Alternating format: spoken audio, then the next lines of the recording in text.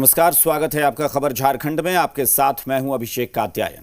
राजधानी रांची के एक बड़े ज्वेलरी शॉप से 5,25,000 के सोने के 24 कैरेट के सिक्के फर्जी ई गिफ्ट वाउचर से खरीदने का फर्जीवाड़ा सामने आया है। अनोखे तरीके से की गई इस धोखाधड़ी ने सबको हैरान कर दिया है। दरअसल 12 सितंबर 2020 को एक ज्वेलरी शॉप में एक ग्राहक सोने की खरीदारी करने के लिए पहुंचा। शातिर ग्राहक ने ज्वेलरी शॉप से सोने के सिक्के की खरीदारी की और उसका पेमेंट गिफ्ट वाउचर से कर दिया। सोने के सिक्के की खरीदारी 5,25,000 कीमत की गई। ज्वेलरी शॉप के ओनर की नींद उस वक्त उड़ गई जब उन्हें 22 सितंबर को मेल के जरिए गिफ्ट वाउचर के फर्जी होने की सूचना मिली। मामला थाने तक पहुंचा तो पुलिस के सामने भी एक नए तरह के फर्जीवाड़े का मामला सामने आया। बड़े शोरूम में हुए फर्जीवाड़े की वजह से पुलिस ने छानबीन शुरू कर दी है।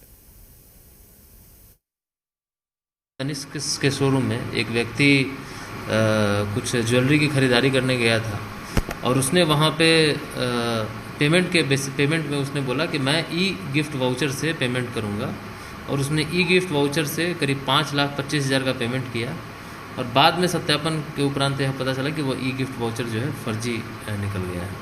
तो इसमें हम लोग सत्यापन कर रहे हैं। ई गिफ्ट वाउचर का जो जहां से इशू हुआ था उसको भी देख रहे हैं। आगे कार्रवाई इसमें की जा रही है।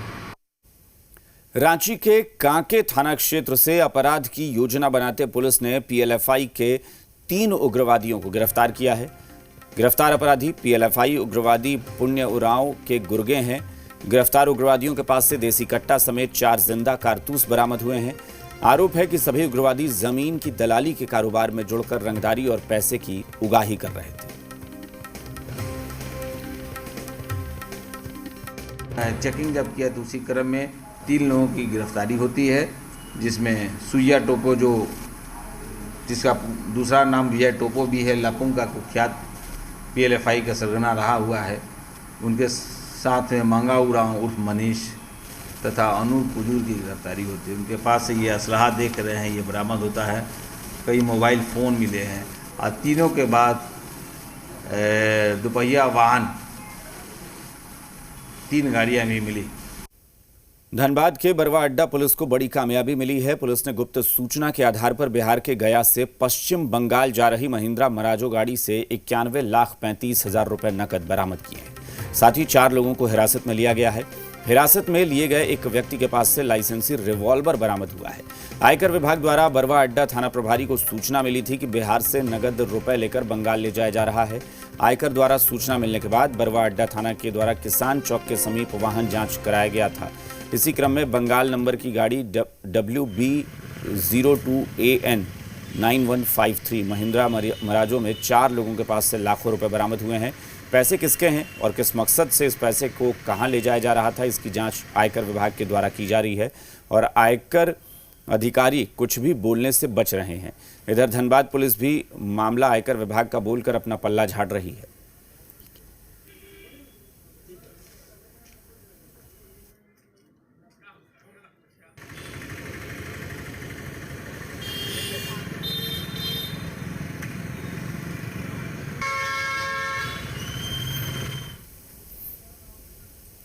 एक ओर सरकार जन वितरण प्रणाली के जरिए लोगों के भूख का इंतजाम करने में लगी है, वहीं पीडीएस डीलर कालाबाजारी का कोई भी मौका नहीं छोड़ना चाहते।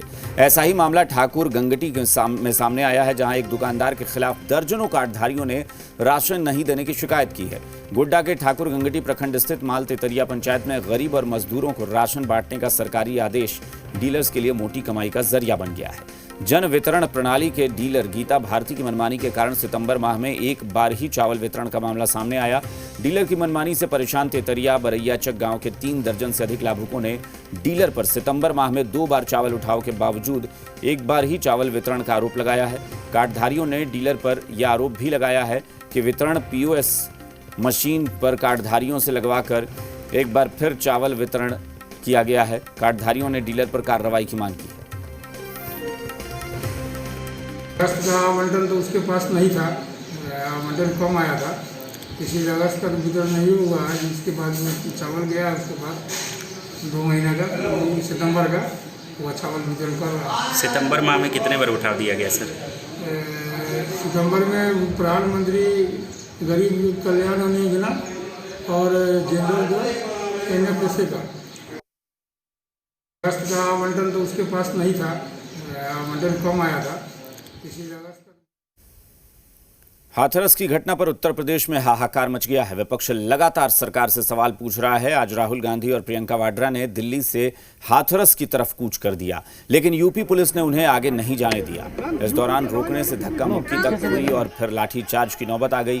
पूरे मामले पर झारखंड के मुख्यमंत्री हेमंत सोरेन ने निशाना साधा। तो आप यहीं रहेंगे तब तक जब तक ये फैसला नहीं होता? अभी हूँ यहाँ पे। मौजूदा व्यवस्था में और क्या उम्मीद किया जा सकता? अब देश कितनी मुसीबतों से जूझ रहा है,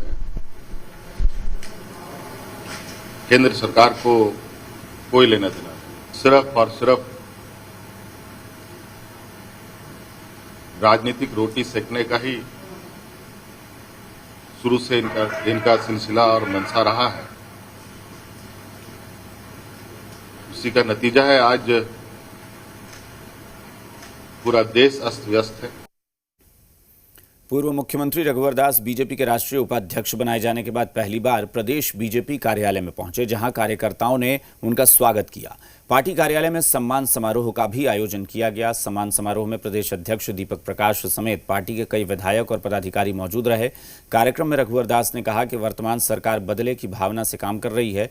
बीजेपी सरकार की सभी जनकल्याणकारी योजनाओं को बंद कर रही है। वहीं दुमका और बेरमो उपचुनाव की तैयारी चरम पर है। आज झारखंड मुक्ति मोर्चा महासचिव सुप्रियो भट्टाचार्य ने दुमका से बसंत सोरेन के नाम पर ऑफिशियली मुहर लगा दी। 12 अक्टूबर को बसंत सोरेन पर्चा दाखिल करेंगे। वहीं बेरमो से कांग्रेस उम्मीदवार का नाम अगले 2 दिनों में फाइनल होगा। महागठबंधन की दुमका बेरमो पर नजर। दुमका में जेएमएम, बेरमो में कांग्रेस का कुरुक्षेत्र। उपचुनाव के दंगल का काउंटडाउन। झारखंड में 2 सीटों पर 3 नवंबर को उपचुनाव है। दुमका में जेएमएम और बीजेपी में टक्कर है, तो बेरमो में बीजेपी और कांग्रेस आमने सामने होंगे। जेएमएम से बसंत सोरेन अपनी जीत की तैयारियों में जुटे हैं, तो बीजेपी को अभी भी अपने उम्मीदवार का इंतजार है। गुरुवार को झारखंड मुक्ति मोर्चा के महासचिव सुप्रियो भट्टाचार्य ने साफ कर दिया कि बसंत सोरेन ही दुमका से पार्टी उम्मीदवार होंगे। बसंत सोरेन जेएमएम के युवा मोर्चा के केंद्रीय अध्यक्ष।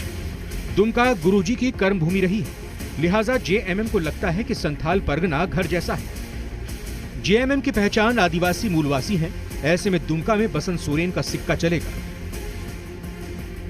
झारखंड मुक्ति मोर्चा के दुमका के जितने भी कार्यकर्ता हैं और दुमका की प्रबुद्ध जनता की इच्छा थी कि हेमंत जी के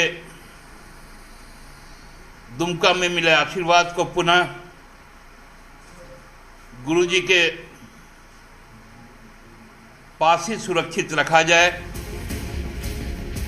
12 अक्टूबर को बसंत सोरेन अपना पर्चा दाखिल करेंगे। इस दौरान जेएमएम के केंद्रीय नेता, गठबंधन के नेता मौजूद रहे। माननीय हेमंत सोरेन जी से अधिकृत होकर यहां पर आया हूं। उनका नामांकन भी 12 अक्टूबर दिन सोमवार को होगा। दुमका के साथ साथ बेरमो उपचुनाव की उल्टी गिनती शुरू हो चुकी है। मंत्री आलमगीर आलम का दावा है कि बेरमो के लिए 2 दिनों के अंदर कांग्रेस उम्मीदवार का नाम फाइनल हो जाएगा। महागठबंधन बेरमो और दुमका दोनों सीटों पर जीत दर्ज करेगी। देखिए, उम्मीदवार का घोषणा हमारे पार्टी के आलाकमान तय करते हैं। कल हमारा प्रभारी जी रांची से गए हैं और मुझे लगता है कि बहुत जल्द आलाकमान से बात करके उम्मीदवार की घोषणा हो जाएगी। लेकिन कांग्रेस पार्टी बेरमो से चुनाव लड़ेगी, इसलिए हम लोग तैयार हैं। 2019 विधानसभा चुनाव में दुमका और बेरमो दोनों सीटों पर महागठबंधन की जीत हुई थी। अब पहली बार सत्ताधारियों की परीक्षा होने जा रही है। देखना होगा कि जनता के इम्तिहान में महागठबंधन कितना खरा उतरता है। रांची से कामरान और बोकारो से मृत्युंजय की रिपोर्ट, जी मीडिया। झारखंड उपचुनाव की सरगर्मी चरम पर है। महागठबंधन चुनाव को लेकर उत्साह में है। सरकार के कामकाज की बदौलत दोनों सीटों पर जीत का दावा किया जा रहा है, तो बीजेपी उपचुनाव को सरकार की पहली परीक्षा बता रही है और 2014 विधानसभा चुनाव के नतीजों को दोहराने की बात कह रही है। ये रिपोर्ट देखिए। झारखंड में 2 विधानसभा सीट के लिए उपचुनाव होना है। उपचुनाव की तैयारी में सत्ता पक्ष और विपक्ष जुट चुका है। महागठबंधन दुमका और बेरमो दोनों सीटों पर जीत का दंभ भर रहा है। हालांकि विपक्ष सरकार के पिछले 9 महीने के कार्यकाल पर सवाल उठा रहा है। तो क्या माना जा सकता है कि सरकार के लिए ये पहली परीक्षा होने वाली है? खुद सीएम हेमंत सोरेन को सुनिए, उपचुनाव पर उनकी क्या राय है। विभिन्न राज्यों से दौरा होते हुए वो यहाँ भी दौरा करके गए हैं कि नक्सल प्रभावित क्षेत्र है, चुनाव भी है, बिहार में भी चुनाव है, बिहार भी उनका दौरा रहा है। इन सब चीजों को लेकर सीएम उपचुनाव को लेकर आश्वस्त हैं, तो सत्ता पक्ष के सियासतदान दोनों सीट पर जीत का दावा कर रहे हैं। कांग्रेस के प्रदेश अध्यक्ष रामेश्वर उरांव की दलील है कि जब से सीट खाली हुई है तब से हमारी तैयारी चल रही है। झारखंड में वर्तमान सरकार का विश्वास बढ़ा है। वहीं जेएमएम कोटे से मंत्री मिथिलेश ठाकुर का दावा है कि दोनों सीट जीतेंगे।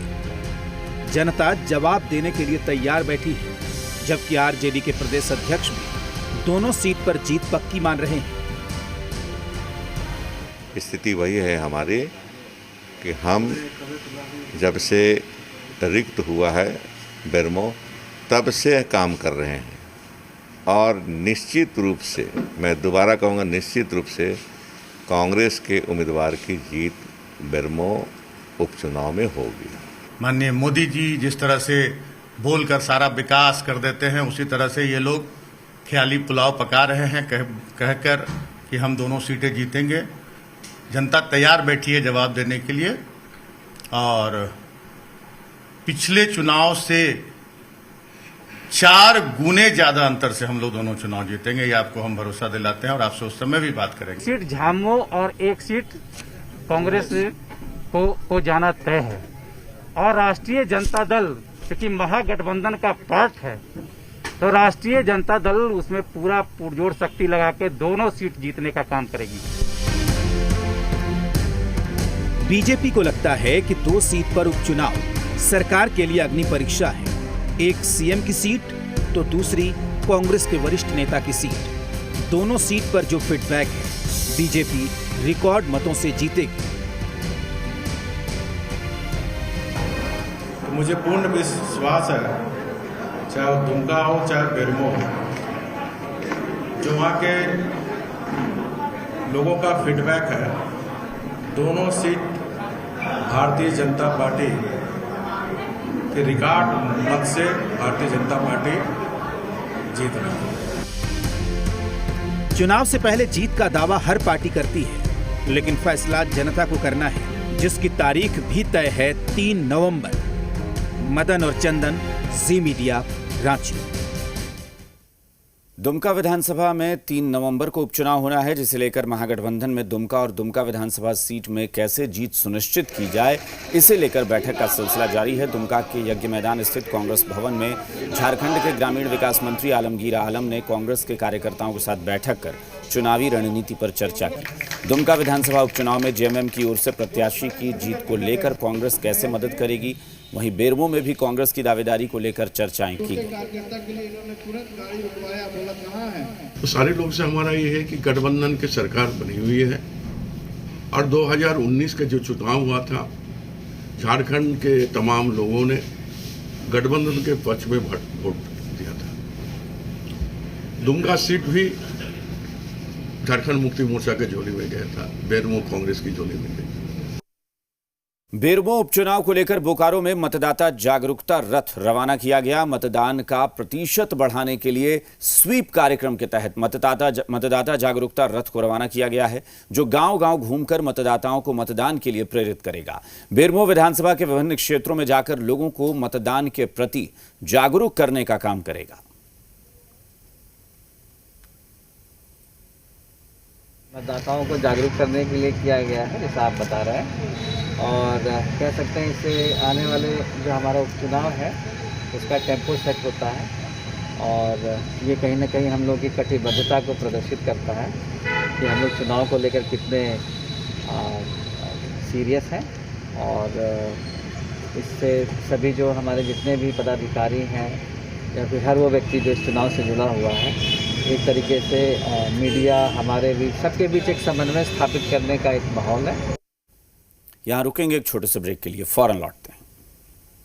जी बिहार झारखंड अन्य 70 चैनलों के साथ न्यूज ब्रॉडकास्टर्स एसोसिएशन का सक्रिय सदस्य है। हम NBSA द्वारा जारी आचार संहिता और निर्देशों का कड़ाई से पालन करते हैं। ऐसे चैनलों से सावधान रहें जो रेगुलेटेड नहीं है। NBA का सदस्य होना खबरों की प्रामाणिकता की गारंटी है।